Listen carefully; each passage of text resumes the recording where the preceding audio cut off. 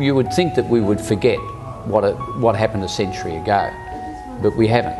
And I guess that's part of our being an Australian, that we like to think of those who have gone before us will be remembered.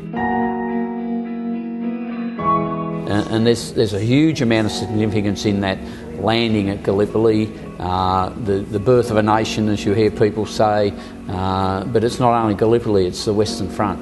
And I guess people talk about the horrors of war, and we wouldn't pull any punches and say absolutely there were horrors of war, in particular World War I, the mass loss of life.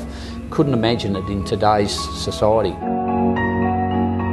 We've got young families, young people out and about, 6 o'clock in the morning, whether it's wet, cold, doesn't matter, paying their respects. So that in itself gives me an enormous amount of pleasure, pride, you name it. But why are we getting bigger? I think just the fact that these younger people are starting to search their heritage links and starting to find out that yes, they do have relatives that they didn't know about that served in World War I. We remember, we reflect, we go back to the past when we can remember mum and dad and the uncles, and I guess that's what we're here for, you know, and it's pay that respect to those people.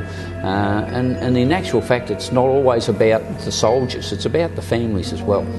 I think it's probably really time where we started thinking about, you know, family involvement during a time of war, and the losses that families suffered once again during the time of war, and we need to sort of think of those people on the home front. So there's just so many issues, it just gets bigger and bigger.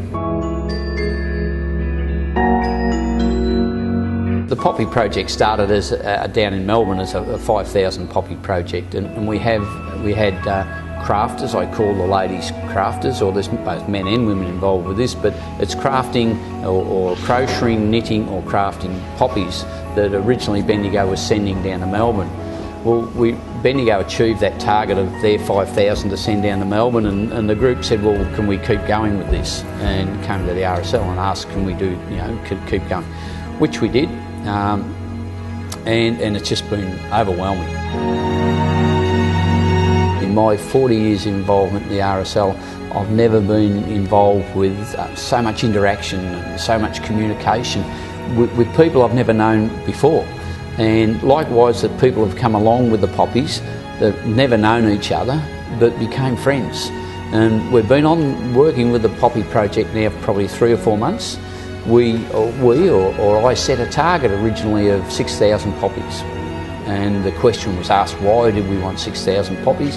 And the 6,000 poppies would have represented 1 per enlistment from the Bendigo region. So, and everyone looked at me and just shook their heads with a smile and said, no, there's no way will you get 6,000.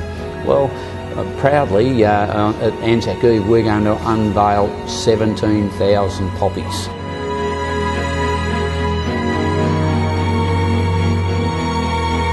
So the significance is, I guess from my point of view, and I'm sure most of the people I talk to, it's remembering that sacrifice that gives us the freedom we've got today. It gives us the freedom of choice. It gives us the freedom of what we'd like to do ourselves.